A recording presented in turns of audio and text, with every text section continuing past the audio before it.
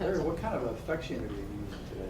I'm using an effects unit called AxeFX by Fractal Audio, and actually, it's a very cool effect unit. I know this is an Ibanez clinic, but it's a very cool effects unit that you rarely run into someone else that has the same unit. It's like a boutique digital effects unit, and there are 2 employees here at the store that have them. So it's very interesting. It's going back to the 80s and the early 90s. I used to carry on 2 huge racks, at least 300 pounds apiece. And I didn't drive until '98, so I had to get someone to drive me around Manhattan or wherever. On the road, it's easy. You know, there's always some big people that pick it up like it's nothing and put it in the truck. But I used to play Kenny's Castaways in the Cat Club with 9 412 cabinets and 9 of those and 2 huge racks. And then I started playing in smaller clubs and not doing as many tours, and I switched to a pedal board, easy to carry around. And in living in New Mexico, most of my gigs, if not all, are fly gigs. So I had a couple of bad experiences where changed planes and my acoustic didn't make it. I got it on a flight coming back. Gear just didn't show up on time. So I started taking smaller and smaller stuff and missing having a lot of sounds. As a sideman, you need to have a variety of sounds together. And like for Joy's gig, I would have my basic delays and chorus pedals would stay in one pedal board, and my overdrives would be one thing for Joy's, and then I play with another artist named Robert Mirabal, and completely different set of overdrives. And then my stuff I played in these solo shows, I had a completely different set of overdrives, and I was constantly pulling things on and off. My wife will tell you that. She's like, why are you always doing this? And cables don't work. And as we were talking about earlier, going through airport security, when you got like a tray with like 9, 10 pedals with wires and there's a power supply, they look at you in security and go, what is that? What is that? And you know, trying to explain to someone that doesn't know anything about music, it's a compressor. What does it do? Power supplies, there's a box that's got wires coming out to all the pedals. It looks funky as a security thing. So when I heard about the AxeFX, I was intrigued and I got one, and it actually allows me to have all the same sounds I used to have in the 80s and the early 90s when I had a huge rack, and then all the pedal sounds I've had for the last 15, 16 years or so. You get the kind of quality that you're looking for. Yeah. That's right. I'm going direct. I'm not plugged into any amps. And believe it or not, so in my stuff, there's a lot of distortion, solos, lots of high gain. But as a sideman, I'm not using a lot of gain. You get really organic tones like a Robin Ford or Larry Carlton, or just. If I could play like Larry Carlton or Robin Ford. I'm talking about the tone. Yeah, it's in there. If you know what you're looking for, if you want to spend time doing it, you can definitely do it.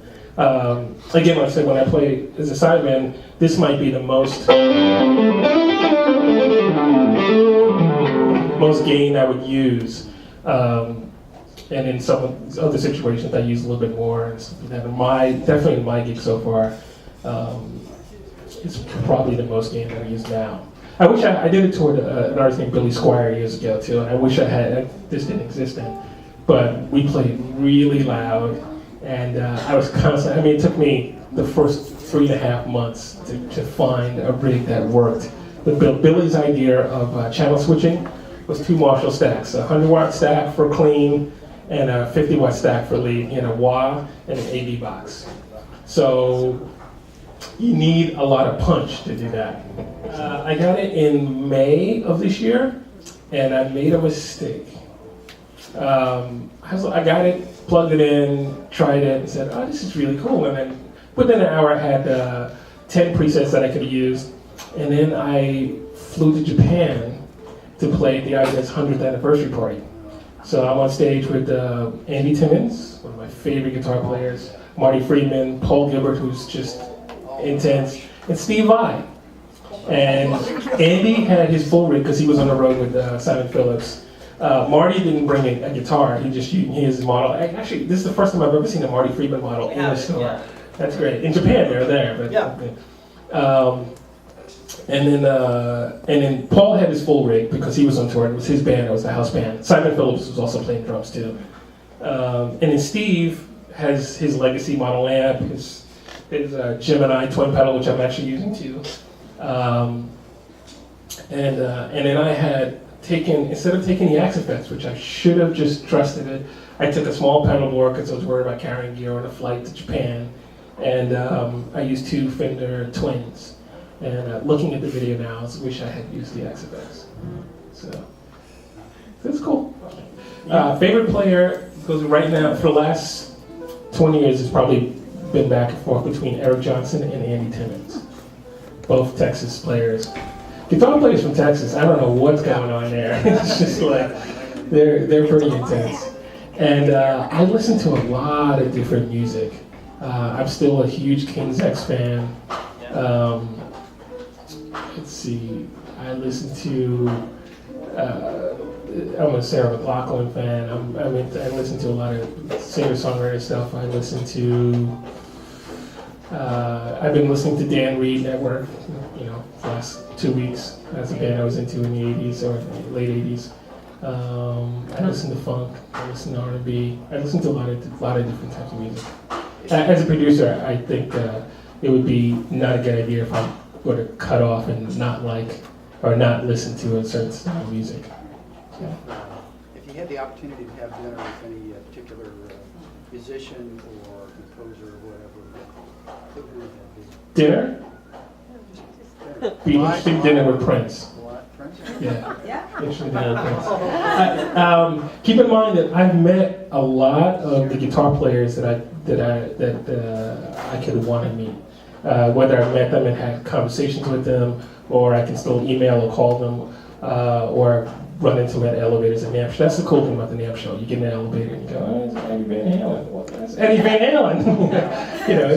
Halen. There's security there, but it's still Eddie Van Halen. So I've been going to NAMM shows for 23 years, I think it is. And so I've come across so many guitar players that you want to just ask questions, and a lot of times people are pretty friendly and they're just, you can ask questions if you want to try and ask good questions. And the song I'm going to play now is from my very first record, which came out in 1990. It's called Political Rain. It's using what I call triplet echo, which is actually not a triplet. I think, what do you call it, dotted eighth echo now. There's all these names. A lot of people do it now. The Edge has been doing it the Edge from U2 has been doing it for a long time. And I did this in, I guess, 89, 90. And I still like it. So it's just where you're playing less. So what I'm playing is.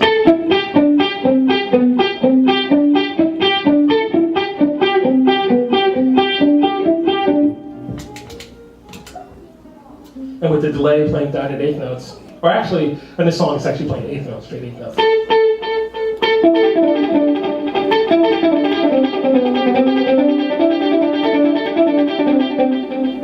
That's one of the coolest things. Also, I did this, the coolest thing about this song.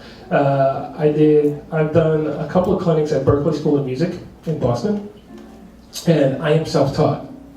And the first time I was pretty relaxed about it, and then about, I think midway through, they analyzed the solo in this song. And at that point, when you have people who are studying music analyze one of your solos that you never quite thought about, it's hard to continue the clinic. But it was very enlightening for me.